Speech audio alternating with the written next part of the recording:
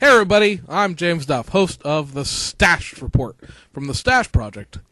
I'm here to tell you that as of next week, we will be changing our video day back to Wednesday.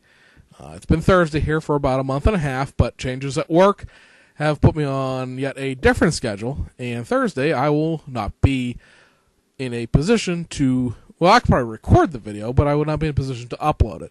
So, starting next week, that's the day before Thanksgiving, we will be back to videos on Wednesday. Thanks for your support and enjoy today's video.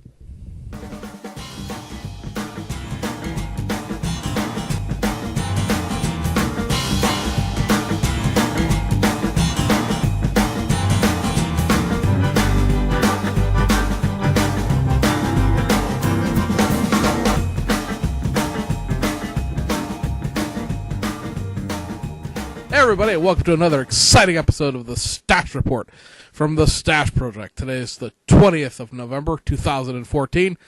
It's cold outside. We're heading into the holidays, but we're here to warm you up with all sorts of exciting information about the automotive plastic model car hobby. We're going to consult the notebook of knowledge here briefly for 1 second. There's no new kits out, or information out as far as new kits going, because it's that time of the month right now where we're getting the current stuff in rather than worrying about what's coming out next month. The one thing we have is that the 430 Cedric marked and unmarked police car for the whatever they call that, the Abu Dakini Manado TV show / comic series. The police cars, they're doing those off of the 430 Cedric and Gloria tools that came out about a year and a half ago. For whatever reason, because really the only new things about them were the wheels, have been pushed back to January. The release date now is January 25th of 2015. So about a 60-day delay kicked into those for whatever reason. There was no notification given. Most of the websites still list the December release, but Aoshima's corporate website is saying January now, and they tend to be more right than any of the vendors ever are. As far as this week goes, we have a bunch of new releases that are all in that sort of area of being modified releases rather than being anything that's genuinely new. A couple two reissues. We'll start domestically. Ran past the hobby shop today. I had to drop off the flyers for the club that I belong to, Spring Show. So that gave me a chance to inventory stuff a little bit. And I will say that the 53 Ford pickup truck, this was a October release. It's finally out from round 2. This is the one that they backdated to its 3-in-1 trophy series roots. It's kind of a interesting kit in the sense that all these parts have always been there. They've just been gated off, so they haven't been produced as parts in the last several reissues that AMT Ertl and other people did of it. Well, other people, racing champions. And they're all back in this one. From looking at the box, looks like everything is back in it that should be there. Now, I've never actually held in my, little hands the actual original annual, but from looking at it, it looks like it's all there in the sense that there don't appear to be any missing parts on the trees. If you've never noticed this before, and for some reason this astounds me to this day that nobody has. If you flip the bottom of a round 2 release over, there's a parts layout of all the trees and runners, or spruces, as some people insist on calling them, because they can't spell sprues. Their autocorrect gets them. There's a layout of the parts as they sit on the runners on the bottom of the box. There's a bunch of different people I've told, well, if you would have just looked at the bottom of the box, it would have told you X, Y, Z. Who all like, it's on the bottom of the box? What? The bottom of the box. Nobody looks at the thing. You just pick it up off the shelf and go, ooh, and run to the cash register with it, I guess. So anyway, that's out. A couple of interesting little pieces to it. There's like a welding. It has a setup. It's like a welding truck. There are a bunch of little tools and wrenches and stuff like that. So the parts fodder for it, is sort of interesting. It's got like 3 grills, 2 sets of fenders, at least 2 or 3 sets of hubcaps. There's 2 whole engines in it. It's, it's a parts box extravaganza, no matter how you actually build the kit itself.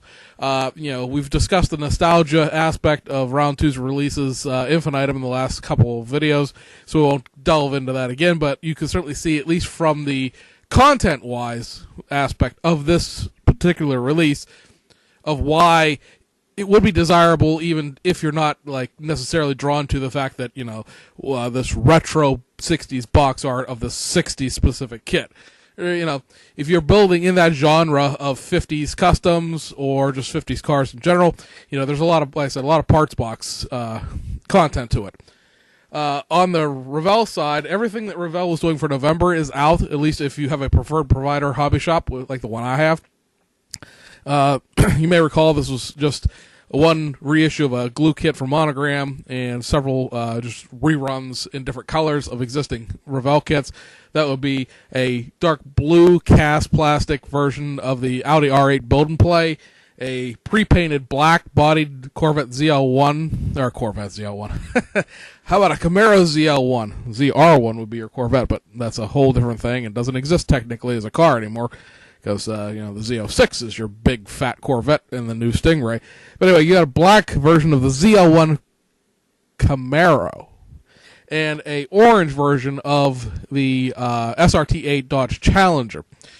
I will say from looking at these kits, and I don't want to give Revell like credit for doing their job. It's sort of like one of those things that drives me up a wall. People are like, they really did an outstanding job. What did they do about it that was so great? Well, the pre-paints look a lot better this time around. The decals don't suck ass like they did the first set of these when they were blue and orange, or blue and red technically, I guess.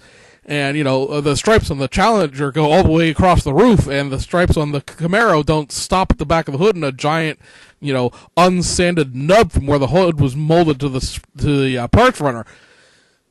Yeah, all of these two new kits do those things. The stripes on the Challenger look at least from the one that I saw. Now, your mileage may vary. The one I saw, the stripes weren't short shot on the roof where they were not all the way to the windshield, not all the way to the rear window. And all of the striping for the ZL1 and all the details on it look to be really nice in the sense of being, factory produced. I still think, the people who can paint, let's hedge it that way, because there's of course an entire community within the model car hobby that can't paint if you held a gun to their families' heads. But the people who can paint relatively decently, you still achieve a better result by waiting until the first quarter of 2015 and getting the blank white ZL1 if you want a Camaro and, painting it yourself. But, for people who want a quick throw together kit, a weekend slump buster, or just something to throw together real quick, these two look a great deal better than the first two did from back in September and October. That's saying that finally they did what they were supposed to do. I will give them credit for going back and fixing their errors, but it's nothing above and beyond the Call of Duty. And I know there's going to be some people who will view this. We have 24 subscribers now, so welcome to the 7 new people, or 7 new people since the last time we mentioned numbers. And may realize I'm too critical on Revell and stuff like that, but it comes down to a situation where I said you reward the company financially if they produce something that you want in a way that you want, and more than likely I will buy. Again, it depends on how I feel about it when it comes out. More likely, I may buy one of the blank white ones because I still think that I could paint it better than the pre-paint comes. But if you wanted a pre-paint, I think these two, assuming that you like black and orange, are a better value for your money than the original blue and red ones were. The other one, of course, would be the Porsche 911 Turbo, the 1998 spec Monogram 124 scale kit. This is about 87 parts. You know what? The box art on Revell kits, is a subject of discussion across the internet of it being kind of junky looking. But whoever built this kit for the box art did a really nice job. You notice a lot of times when you look at Revell's box art, I know there was one guy who built all their box art models, or most of them, for a while, and I don't want to critique anybody. You're given a kit without instructions, most of the time without decals, and told, here, make something out of this that we can put on a box. And so, you're kind of stuck, or the box art model ends up being the test shot that was built and shown everywhere, that kind of thing. But whoever did this one did a really nice job with it. They actually, did a lot of the detail work that somebody who had time would do.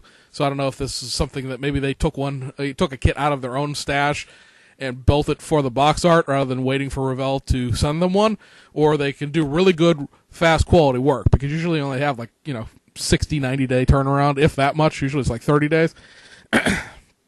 So that wasn't enough to make me buy it, because the hobby shop that I would go to for my job, I actually have like 6 hobby shops here in the Pittsburgh area. Eat your heart out.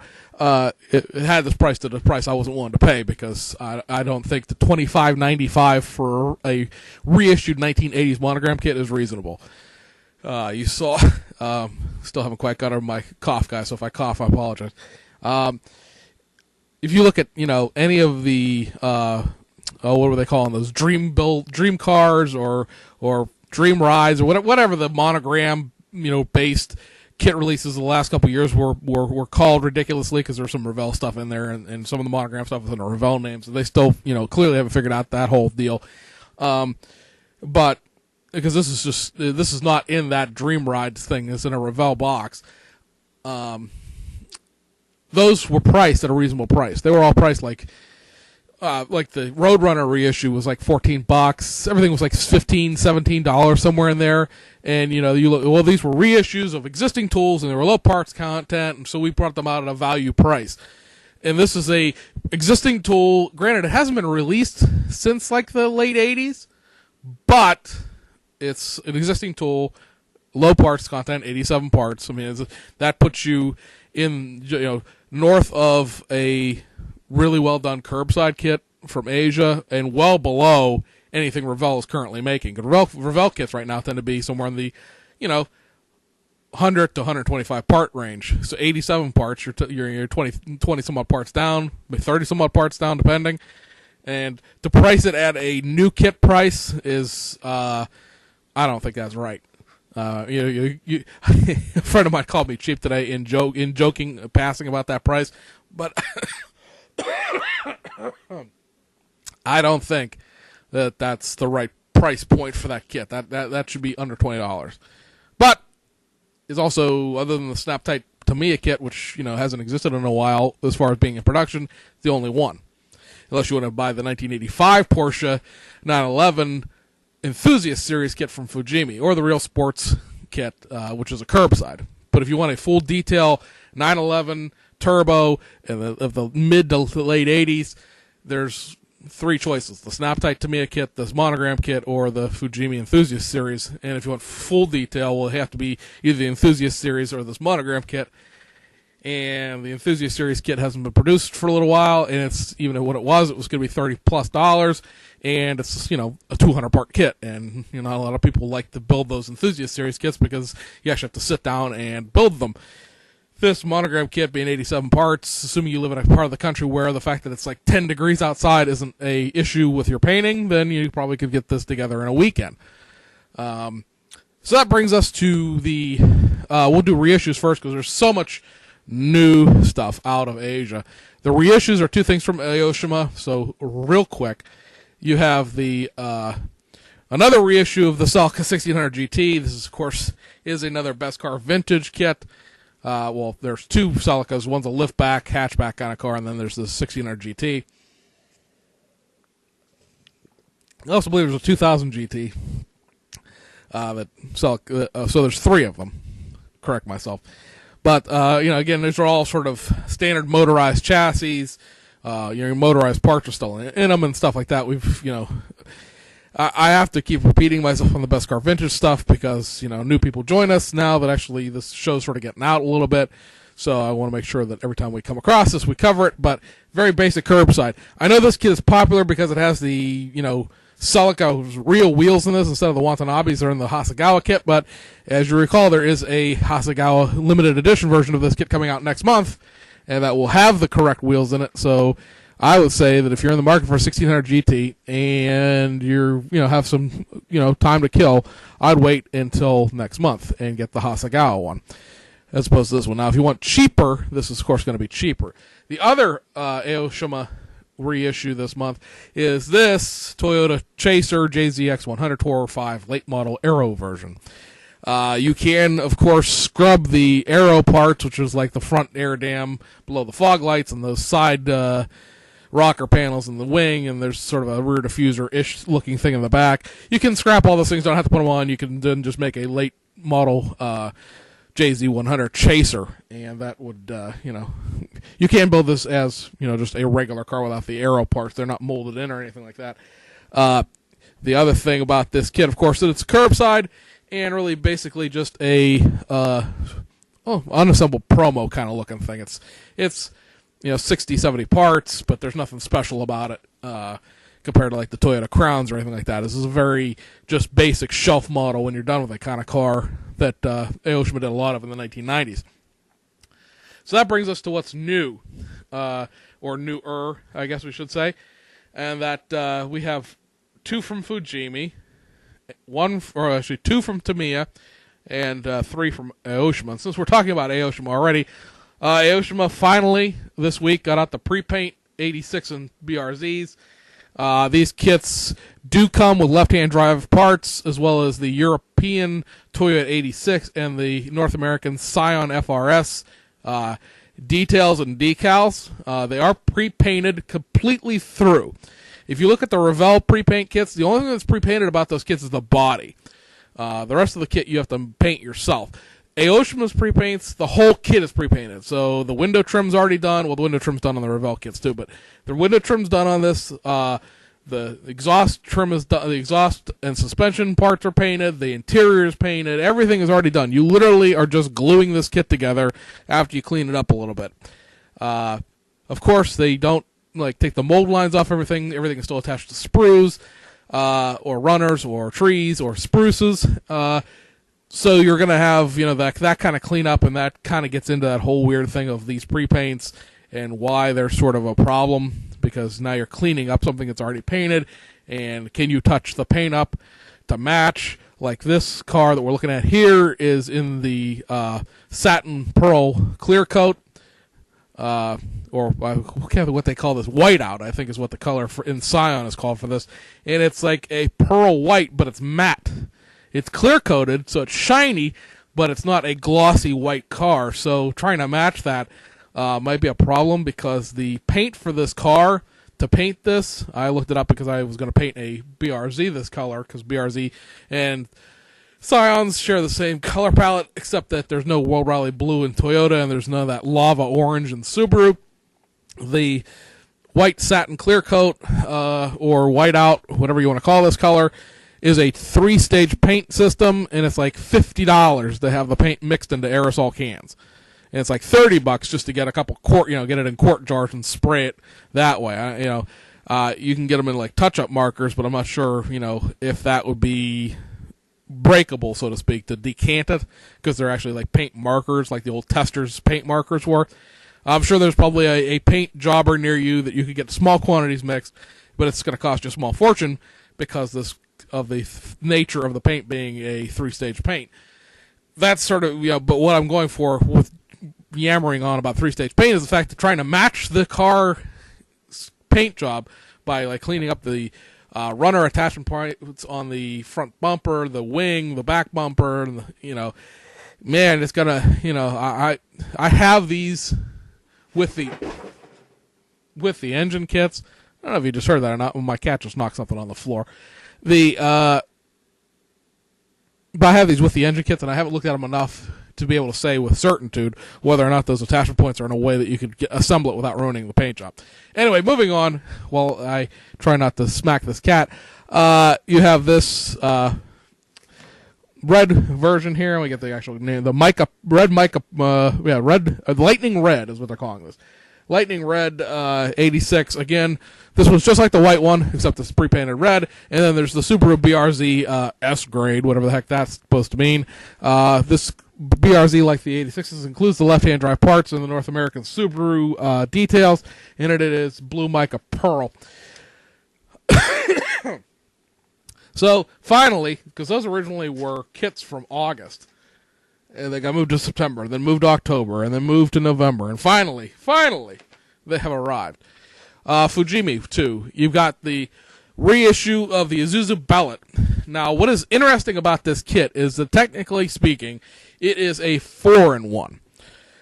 You say 4-in-1? Yeah, it's 4-in-1 in the sense that the differences between the 2 versions that you can build out of this kit and the 2 years, or well, not really generations, because it's really not a situation where the car was ever upgraded, because when the car got upgraded to its next variation, the name changed and so did everything else about it.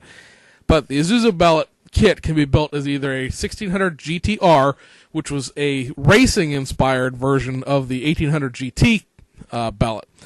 This picture on this box is the 1600 GTR. They were identified primarily by the fact that the hoods are black, as you can clearly see here.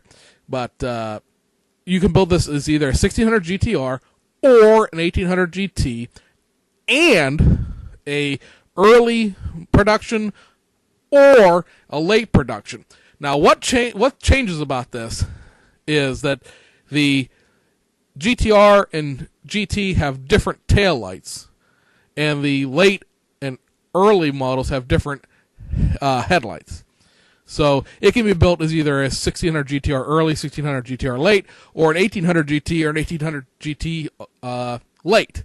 And pretty much you're swapping out the grills and the tail panels. Other than that, the car's the same, other than the fact that, of course, the decals are different, and if you're painting the GTR, you need to paint your hood black.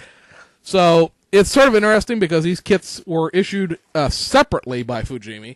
They were, one 1600 GTR early, one 1600 GTR late, 1800 early, 1800 late, quite a while ago. And this sort of takes all of the options you had from the kit and combines it into one box. So that's kind of cool. It's running 2,000 yen, which is, because the yen is in a free fall compared to the US dollar, quite cheap. They're running, I'm going to say, let's see, like $17 a piece. Had to do some math on a calculator there real quick. The other Fujimi kit that came out that's new, quote unquote, is this 2014 version of the BMW Z4 GT3 race car. What is new about it for 2014? Nothing. Well, really, nothing. The selling characteristic of this kit is the fact that it has window masks for the window trim. The 2014 graphics package is what you see on this box. Those stripes that come out of the kidney grills and go back over the hood onto the sides. That's it, guys. The 2013 Crown Royal Plaza Hotel's #1 racing decals from the 2013 car are also included in this kit. So it can be built, I guess, as a 2013 or a 2014, even though there's no difference between the two in regards to parts, content, or anything else. But, if you bought this thinking, I can't wait to see what livery is in this car, there isn't one as far as the 2014 aspect goes.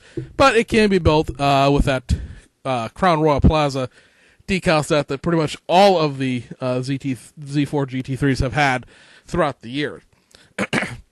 I don't really know why we're calling it 2014. I believe from looking at the instruction sheet that, some very slight details have been changed as far as air inlets and stuff like that, and it's all done with decals.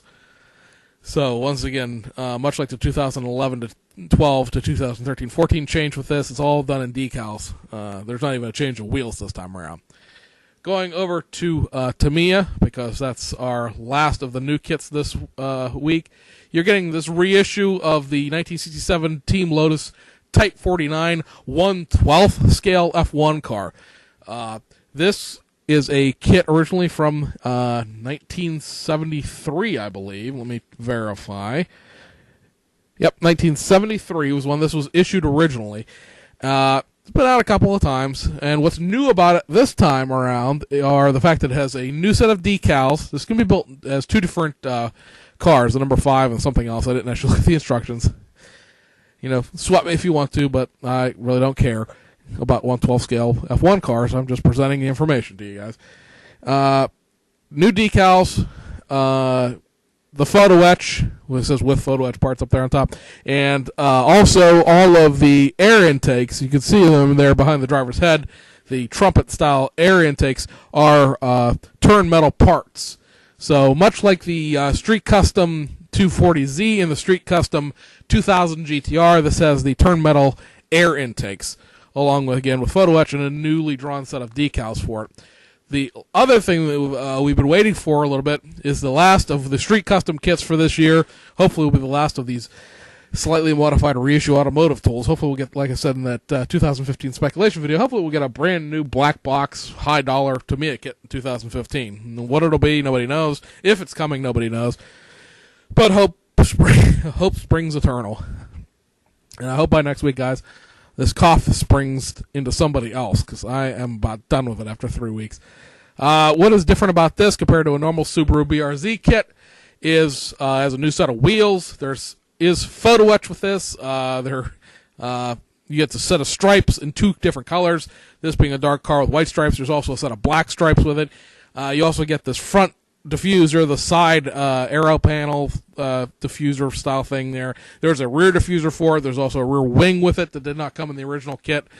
And that's pretty much it. There was a carbon fiber decal set, not for this kit specifically, but just for the BRZ in general. That also came out with this kit yesterday. It's sort of a, I guess a neat little reissue of some already paid for tooling in that sense. I did not actually get a BRZ from Tamiya when they issued it because I think we mentioned this before. You can only build the Tamiya kits as Japanese domestic market. They only come with the right-hand drive. They do not have any left-hand drive parts. No new left-hand drive parts were tooled for this, no matter what you may or may not have heard. All the parts for this, I think we go back,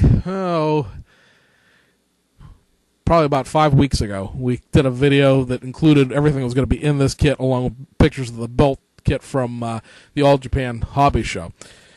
But like I said, guys, it's pretty much just a run-of-the-mill BRZ with it's one parts runner. It's about, I think it's 15 new parts, photo etch, new decals. And, that is all she wrote on that one. One last thing real quick before we leave you. This will be Aoshima's setup from the little hobby expo thing they did out in Yokohama. This shows parts runners, and up on top there's you barely see it in this picture, is the first build-up test shot of the 88 spec Lamborghini Countach. In the middle there is the 50th anniversary Lamborghini Aventador that's coming out sometime in the first quarter of 2015. On the far left there is a 1/20th scale McLaren F1 car. This is the car that they're working on in concert with BMAX that got Fujimi to actually cancel a kit release. And Fujimi's sort of been at them ever since. Stuff like the McLaren F1 GTR long tail, short tail, let's see, what else got rushed out? The Aventador. Fujimi's really sort of crunched some stuff out the door in, can't really call them half-ass ways, but really in not very, but they're not as good anywhere near as good as the Aoshima kits of the same subject. Of course, there's no short tail GTR or F1 road car from Aoshima as of yet. But, for the actual Aventador and for the long-tail McLaren, they're worlds ahead of the Fujimi counterparts. It's sort of comparing the Toyota 86 initial D kits from Fujimi and Aoshima. If you've never seen a Fujimi kit, don't ever buy one. If you have seen one, you know exactly what I'm talking about, in the sense of how much difference there is between, the Fujimi ones especially are old tooling. They're motorized kits, but, they never bothered to do anything with them as popular as the initial D series always is. And guys, before I cough all over this microphone one last time, I'm going to cut it short right there. Apologize for the bad hard edit, because I know that's going to not go back together the way I wanted it to. I accidentally hit stop on the camera instead of stop on the graphics display. I'm tired. I've just worked 21 out of the last 36 hours. So I'm going to bed. And until I wake up next week, we'll see you on the other side.